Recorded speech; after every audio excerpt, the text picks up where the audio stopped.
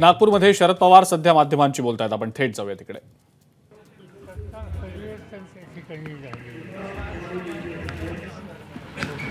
आणि 70 दिवसांचे युद्ध तिसऱ्या तरुण पिढीने उठाव केला. त्यातल्या काही गोष्टी घडल्या. दुर्दैवानं त्याची प्रतिक्रिया भारतात काही ठिकाणी प्रामुख्यानं बांगलादेशच्या वांगावर पश्चिम बंगाल वगैरे ही राज्य आहेत.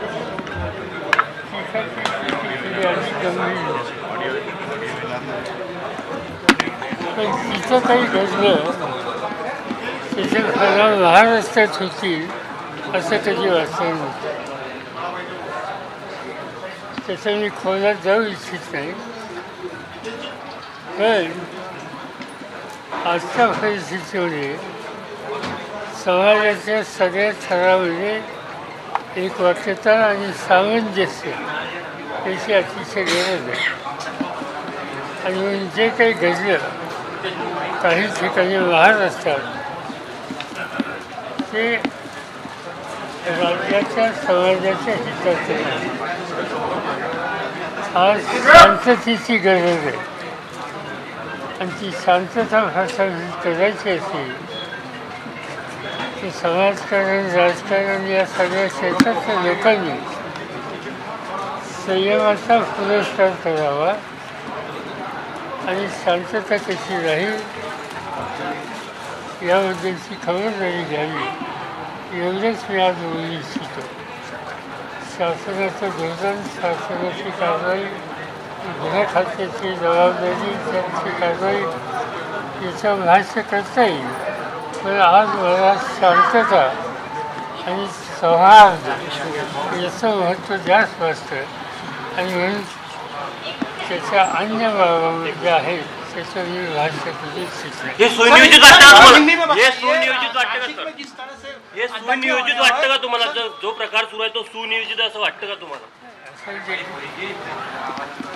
म्हणजे बांगलादेशमधल्या प्रकारे इथं घालायचं काही कारण नव्हतं. त्यामुळे जे कोणी यामध्ये सहभागी होत असतील माझं आव्हान त्यांना हे आहे की आपण अन्य देशात काही घडलेल्या गोष्टीच्यासाठी आपल्या देशामध्ये सर्वसामान्य लोकांचं जीवन उद्ध्वस्त संकट असेल असं काही करतात. काल 2 राज्याच्या निवडणुका जाहीर झाल्या. महाराष्ट्राची काल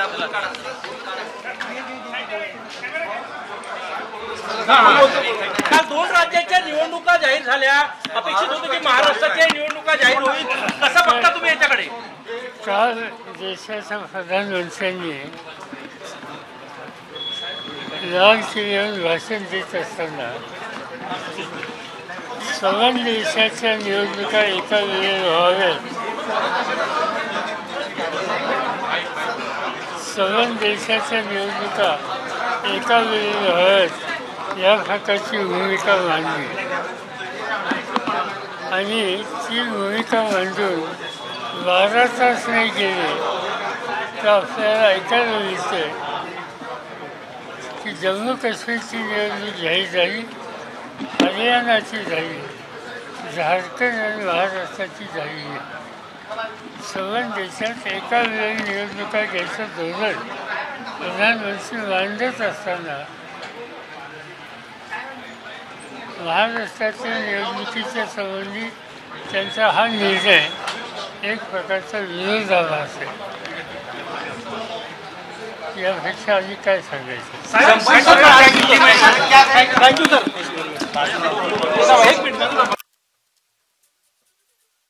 अनेक मुद्द्यांवर भाष्य केलेलं आहे. समाजानं एकवाक्यता आणि सामंजस्य राखावं असं शरद पवार म्हणतायत. राज्यातल्या काही भागांमध्ये हिंसाचाराच्या घटना घडलेल्या होत्या. या अनुषंगानं शरद पवारांनी हे आवाहन केलेलं आहे. संयम राखावा, शांतता टिकवावी असं आवाहन शरद पवारांनी केलेलं आहे.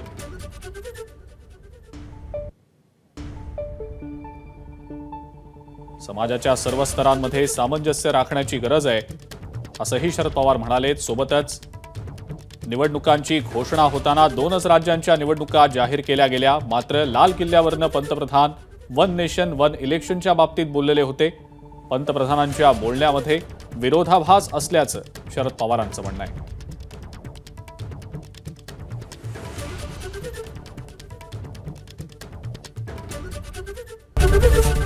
एबीपी माझा, उघडा डोळे बघा नीट.